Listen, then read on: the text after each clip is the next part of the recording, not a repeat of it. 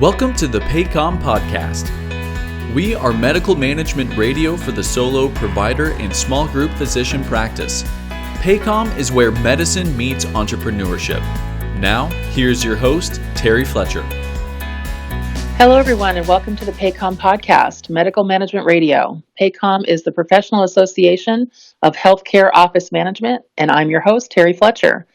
Now that we are into December, it really got me thinking about the holiday season and how over the holidays, many people spend time reflecting on the past year and looking forward to the next year. When you are a manager or an administrator of a medical practice, you will be surprised at the difference you can make in the success of your practice and the morale of the clinicians and staff by also reflecting on what could have been. What could have been better this past year in your practice and ideas for improving the next year as we head into 2020. We're really hoping in today's episode we can give you some suggestions to help with those reflections. At the same time, we want you to be proactive for upcoming changes, and when changes are mandated by external forces, we want to make sure that you have a solid plan in place so that you can communicate those changes, train clinicians and staff, and implement with minimal interruption to operations. First, I wanted to introduce my podcast guest today. So joining me is Ms. Brandy Zeismer. Brandy is a health information program manager and professor with Lake Sumter State College in Central Florida. She is a registered health information administrator, so RHIA, and a certified coding specialist, CCS, credentialed through AHIMA. Brandy has a wealth of knowledge not only in medical practice management and coding, but also has authored several publications in medical office management and technology. She's also the editor of PAHCOM's 6 practice management manuals. So, Brandy, welcome to the podcast. Thank you, Terry. It's good to be here. We are very happy to have you today. And, as we are in December, as I mentioned, we're really heading into the last month of the year and going into 2020. And so many managers right now, administrators, practice professionals, they are just probably pulling out their hair doing month end and year end and trying to get ready for 2020. But I thought it would be great for our listeners to get some insight from you and maybe some help on how to tackle this last month of the year as we head into 2020. So what suggestions do you have for managers during the busy holidays to find time for reflecting on what went well and what could have been better over the past year? Wow. It is a busy time of year for medical practices, large and small. It can be a great time, though, to have some fun with staff and clinicians. An example would be a brainstorming session to generate a wish list for the practice. Brainstorming, it can be a fun way to generate a lot of ideas quickly to produce innovative ways to improve performance, solve a problem, and at the same time, you're building team collaboration and buy-in with enthusiasm. Now, I have a question with you about that because I love that idea. Just, having a wish list and brainstorming with staff and just kind of keeping them, proactive and participants in the day-to-day. But my question with that is when we look at that and try to be positive, one thing I run into with several practice manager clients of mine, again, talking about how we reflect on the year, is that they always want to add new services or new procedures or new office protocols, but they haven't fixed some of the existing issues that I've pointed out or addressed. Can you speak to that issue and how important it is to fix that non-compliance part before putting a policy in place or a plan in place so that behavior or that type of issue doesn't repeat before adding more to the plate? I think the old saying, garbage in, garbage out, I think sometimes that happens. But I want to, give our listeners some tidbits on showing how a problem has been identified, addressed, researched, and then fixed needs to happen before moving on to some new ads. That's great information, Terry. It's very true. A manager has to juggle between maintenance, improvement, and being proactive about upcoming changes that either have to be made or would be beneficial to make. But one of the things I like to see this time of year is to kind of get the staff to thinking about some of the things they can think of that could have been better over the past year in terms of practice performance. And, it's great when you can get the whole staff excited about being part of improving the performance for the upcoming year And one of the things that has worked well in the past for a lot of people I've talked to, and I've tried it myself, is to just get the group together and start with a question on a brainstorming session at a staff meeting, and bring chocolate. Staff love chocolate. Try and get the clinicians involved. I love that. Chocolate's, the answer to everything. It really is, yes. So I would start with a question like, how can we improve our performance in, say, just as an example, the improvement activities of Medicare's merit-based incentive payment system, which is MIPS.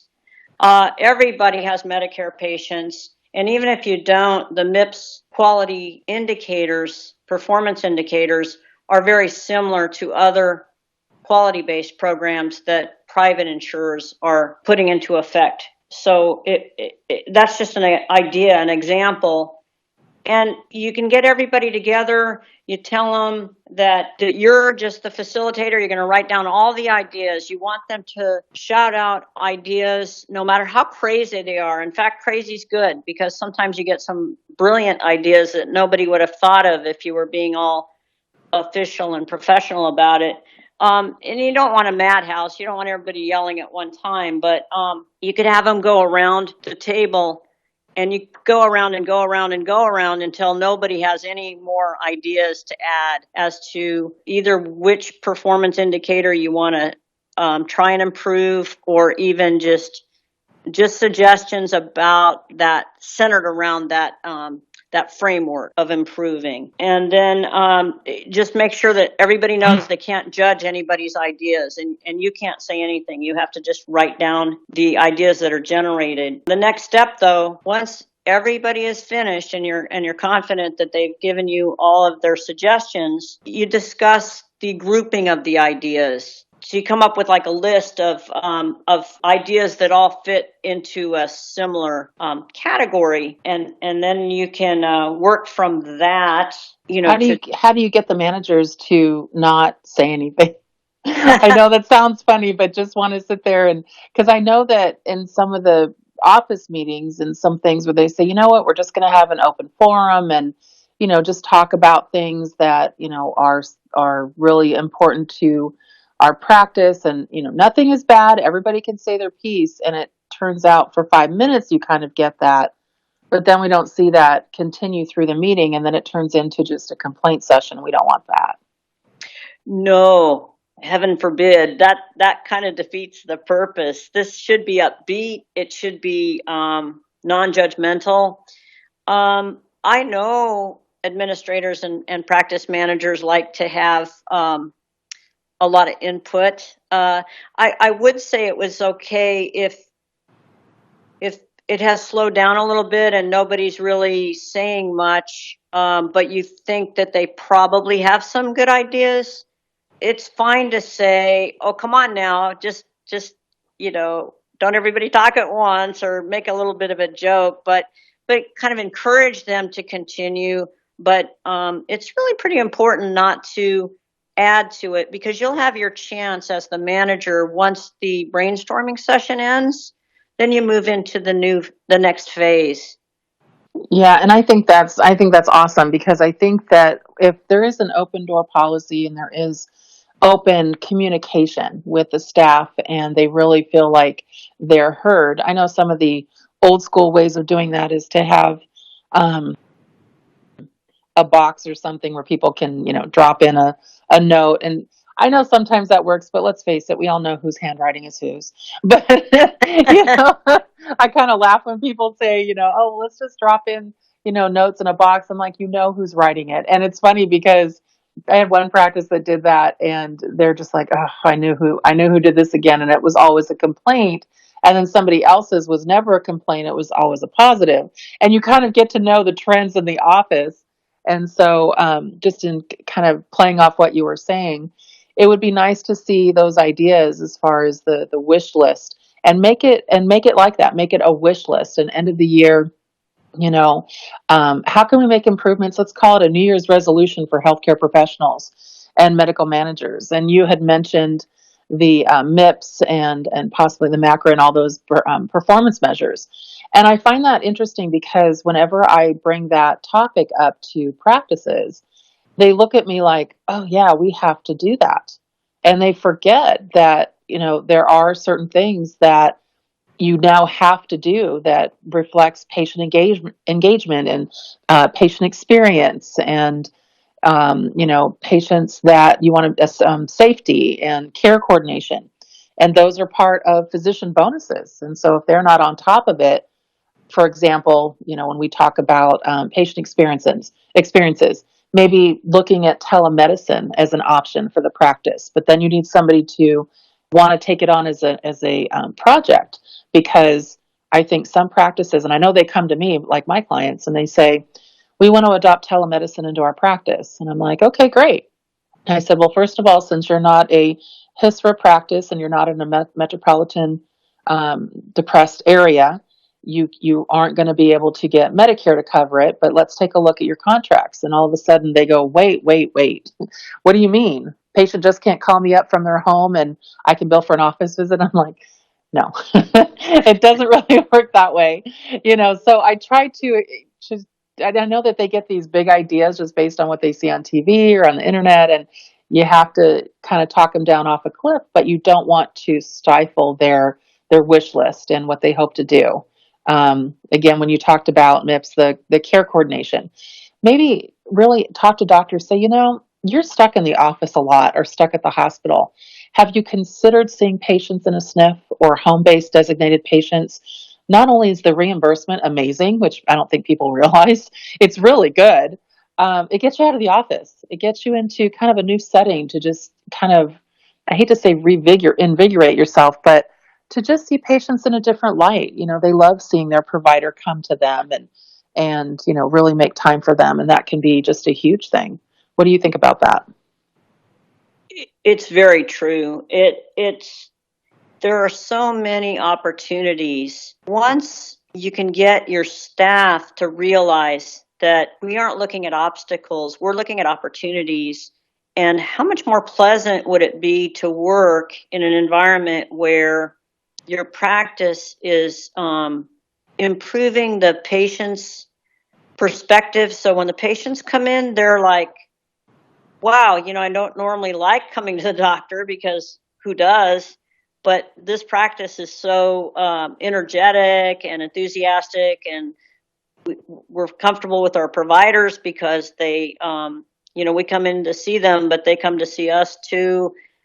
There's just a lot of advantages for everyone in the practice if we can get the doctors excited about patient engagement, and we can get the staff to understand their role in making improvements. If you just take one example, one little piece of how to turn this brainstorming session, the ideas that you group together, if you find something that was going to give you the biggest bang for your buck, the way to turn that into a New Year's resolution and make it happen rather than just, gee, that would be nice, is one tool you can use. It's a plan, do, check, act method. If you just take one element of patient engagement, let's say that your practice has a lot of patients with COPD and coronary artery disease. And one of the things that came out of the brainstorming session was that your efforts last year to get them to quit smoking, the patients that smoked, to quit smoking, wasn't very successful. Maybe less than 40% actually quit. So that would be a huge increase in your performance, in your key performance indicator for MIPS, if you could get a higher percentage of your patients who smoke to quit. And so just to apply the plan, do, check, act concept, you could say you have to have a goal. And the goal would be during the first 6 months of the year, you want to try this new approach for getting patients to quit smoking. And by the end of the year, you want to measure that 65% of the patients actually quit smoking, the ones that had this new approach. So that's your goal. And then your plan would be twofold, for example. And again, this is just one example of how to use the tool. You could post interesting ideas about smoking cessation on a patient portal and make an effort to have everybody in the practice get patients excited about checking the portal and using it as a tool to help control their own health. And then second, twofold, the second idea of the plan would be there's something called a teach back method. So when you give patient advice or you give patients information on why they should quit smoking, and not only that it will decrease their risk of an emergent situation with a chronic condition, but it will also make them feel better. When you're telling them that, a lot of times the physicians and the nurses, they just speak to them in clinical terms, and they don't even stop to think, is the patient really listening to me, or are they hearing blah, blah, blah, blah, blah, blah, blah, blah. Most patients know that smoking's not good for them, but the teach back method is a little bit of extra time, but it pays off. Before that patient leaves your office, you could say something like, so what are you going to do when you go home? And you hope they don't say, mix a vodka tonic and have a cigarette.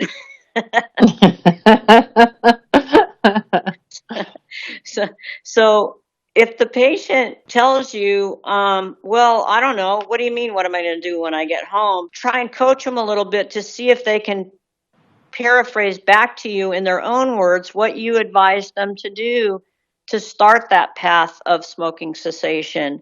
And if they can't, then you need to restate it in different terms so the patient understands it better. So that's your plan. The do part is to start doing those things, but you're doing them in a controlled environment. You haven't put it into production yet. You initiate some work on your patient portal. You initiate trying to explain to the patients how to get to that portal and encouraging them to use it. And you start this teach back method of presenting patient smoking cessation advice during that counseling session.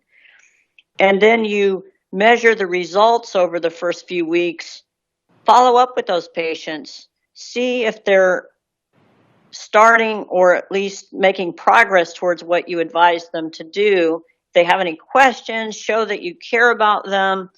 And then at the end of that period, if the patients have had good responses to your questions and, yeah, this is working for me, I need to work on this part of it, but this part is working really well and I have confidence that I can, kind of carry it through, then that's the check part. You're checking with the patients to see if you're having any impact. And then if it's not good, then you kind of have to go back and kind of start that cycle over again. But if you're getting good results, then you go ahead and put that into implementation. And then towards the end of the year, you measure how many of those patients say that they have quit smoking for at least 3 months by the end of the year. And then if you reached your goal of 65%, you keep doing that next year and you pick another piece of that puzzle to implement. And you can actually take a bigger chunk than just smoking cessation, but this is just an example. Well, it's interesting because that does, under the performance measures, that falls under patient safety. So you definitely would have one of your MIPS measures covered there. It's funny, I had a primary care doctor that I've been talking to about adding smoking cessation to their fee ticket and their fee structure and their daily charge capture. And I said, for patients, they have to be current smokers, and kind of gave them the rundown of what was going on with those patients. And he gave me a kind of an insight that I thought was really funny. He said, well, my patients could really care less about that, but I do have a lot of patients that they're very vain. And if I speak to their vanity, it helps. And he says, how do I do that? And I said, well, have them bring in a before picture before they were smoking and look at their skin. Look at the difference between their skin now and later. I said, or when they could breathe, very well and what that felt like. Speak to. I know some patients, as soon as you have smoked for 5 years, there's certain kinds of female patients anyway. There's certain kinds of makeup you can't wear. For male patients, there's certain things that you can't do as far as stretching because it affects your joints, and so you become lackadaisical a little bit. So it's interesting when you speak to kind of the vanity of patients sometimes, and not just talk to them like you said in clinical terms. When we were bringing up a telemedicine experience with patients and in an office, and just saying, and a lot of the doctors saying, well, I just don't know if I could do medicine over the phone. I said, and I understand what you're saying about that. I go, but think about this. It's going to happen. It's already out there. So you need to get ahead of the curve. It's not really a choice anymore. And think about those patients that you have that travel, those patients that you have that they want to get in, but they don't want to wait, they don't want to make an appointment, they don't want to take the time for that. But you might have an option that is part of your cash pay practice. Remember, patients, if they want it bad enough, they'll pay for it. They'll go around their insurance. I know I would. It just depends on that population of patients. I mean, that's where concierge medicine came in from. But so when you talk about the Plan, Do, Check, Act, there's definitely some methodology there, and a lot of things that you can do to increase that patient engagement, but also in a way that speaks to the patient experience, that speaks to, you want a good rating, you want good patient satisfaction surveys. One of the things that I podcast on my own podcast for, or my codecast, is talking about patient satisfaction. Did you know, and I don't know if you know this, Brandy, that United Healthcare, they now, instead of looking at physicians as a whole to re-sign them on their contract, to re-credential them, they look at patient satisfaction surveys. They look at the volume of your patient to employee relationship. They look at all different things, and number 6 on the list was how good a doctor you are. So, the offerings of patients. Wow. Yeah, I mean, patients, it's like the patients can look at this satisfaction survey and determine that when they fill it out, if that doctor is going to get to contract with another payer. It's almost like a personal TripAdvisor or Yelp for healthcare. And doctors, I was just actually thinking about something the other day, when Starbucks got my order wrong, they always get my order wrong, and I ordered the very simple thing all the time. But my daughter's friend is a manager there, and he said, "Oh, they don't look at social media complaints. They only look at complaints if they're directly emailed or called into Starbucks." And I said, "Well, that's the stupidest thing I've ever heard of. There's so many places that you can comment that if you don't know about it, you're gonna find yourself in trouble." And they're like, I keep trying to tell them that's why Starbucks looks at things and says, "Oh, our business is great and everything's great." And then all of a sudden you see they took a dive on the stock market. Well, bringing that back to healthcare, doctors and staff and managers that are listening to our podcast right now, you need to understand that the reason that Brandy and I are talking about this and bringing some of these ideas to you, and thinking of just ways you can brainstorm and how you can improve, and really look at that wish list on what you can do to make 2020 one of your innovative and better years, is because you are trying to make that patient experience, that patient engagement, the management of your practice, something that we call best practices. And when you can do that, and you can have patients that now will comment on one of the social media platforms and, "Oh, this office is great," and why you're great, and usually it's because of engagement and things you offer them, then that's something that you're way ahead of the scale, and way ahead of the curve there, as far as what your peers are doing as well. So we want to bring that and kind of give you some ideas as far as adopting and implementing certain services that maybe you haven't even thought about that could help you into 2020. That's all excellent advice. And the beauty of those types of plans is that you get a new culture with your staff. Your staff starts being part of that culture of accountability. It's everyone's responsibility for the practice to succeed, not just the clinicians, not just the practice manager, but every employee needs to buy into the fact that they can influence their morale at work, how nice it is to deal with patients, how how successful the practice is, which would in turn hopefully pay off in the long run with raises, pay increases that a practice may not be able to afford if they're getting a lot of money recouped because they're not meeting quality measures. I totally agree with that. And one thing to think about, and this is maybe probably the simplest thing to think about to our listeners, if you want to know what your patient experience is as a patient, hold one of your staff meetings in your waiting room, in your reception area. Sit in your chairs. Look at the walls. Look at the carpet. Look at the 2014 magazines you still have on the table. Look at everything in your waiting room, and also listen to the interaction at your front desk. If you can hear them and you can hear what they did over the weekend, then you definitely have an issue there, especially with HIPAA concerns. But if you want to see what your patient experiences before they even get back to see a physician or a clinician or anybody, sit in your waiting room and hold your meetings there. I had a couple of meetings there with physicians recently, and they're like, it's really uncomfortable out here. Let's go into the conference room. And I said, you think? So it's not comfortable for you. What do you think your patients are doing? And then the next week, he's like, yeah, we're shutting down for 2 days so I can get the reception area painted. We're going to get some new chairs in there. He goes, I'm putting in some money into it because I didn't realize that I actually said that and how bad it was. But just something as small as that can be something to start. What kind of coffee do you make in your waiting room?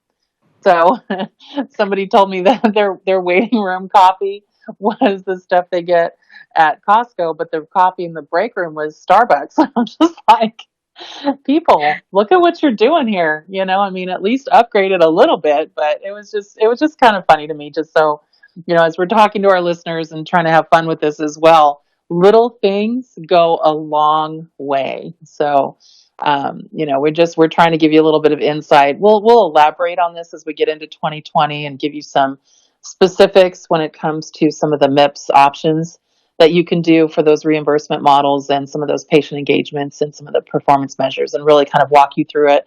But for now, we just wanted to give you some insight on just some things you could do as a wish list, some things that you could maybe use as a tool. And I love the PDCA, the Plan, Do, Check, Act that Brandy brought to us today, and brainstorming and including your staff.